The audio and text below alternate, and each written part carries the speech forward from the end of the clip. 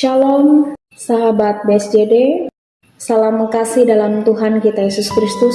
Saya Vikaris Monika Berliana STH yang melayani di Resort GKI Mangkatit dan bertugas di Jemaat GKI Sungai Jaya. Sebelum kita merenungkan firman Tuhan, mari kita berdoa. Tuhan Yesus Kristus, saat ini kami akan mendengarkan dan merenungkan firman-Mu. Kiranya Tuhan membuka hati, pikiran, dan pendengaran kami melalui kuasa-Mu yang kudus, sehingga kami boleh berkenan mendengarkan dan melakukan firman Tuhan. Amin.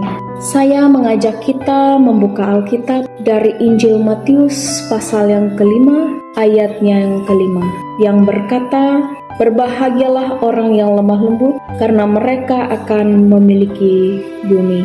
Amin. Saudara-saudariku yang diberkati oleh Tuhan kita Yesus Kristus, dari firman Tuhan ini saya memberikan kita tema kecil, yakni hidup sebagai pribadi yang lemah lembut.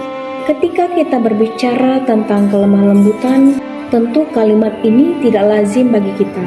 Dalam Kamus Besar Bahasa Indonesia dikatakan bahwa lemah lembut adalah sesuatu yang baik, peramah, dan tidak pemarah. Kelemah lembutan juga adalah sikap atau karakter yang sangat bernilai.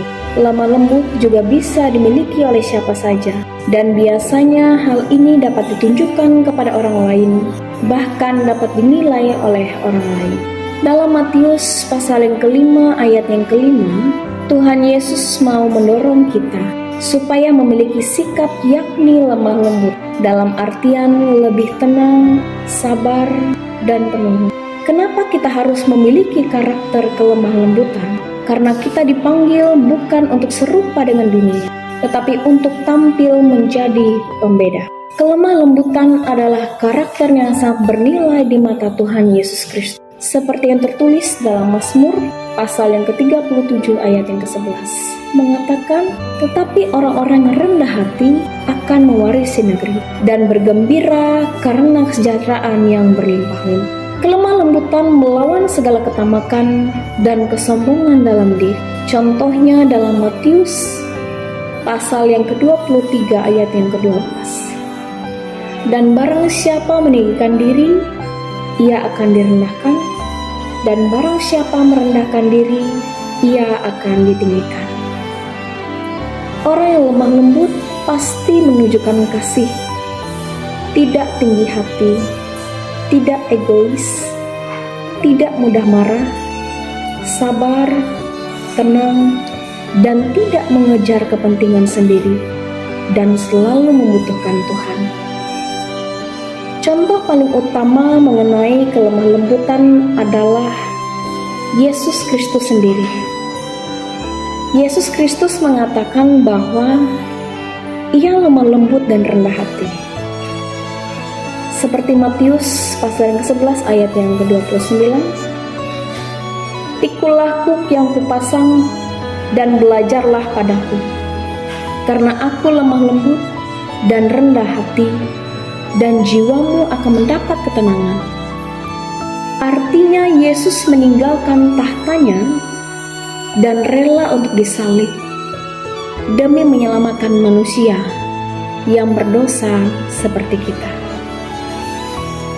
Kelemah lembutan juga akan memberi berkat yang luar biasa bagi kita.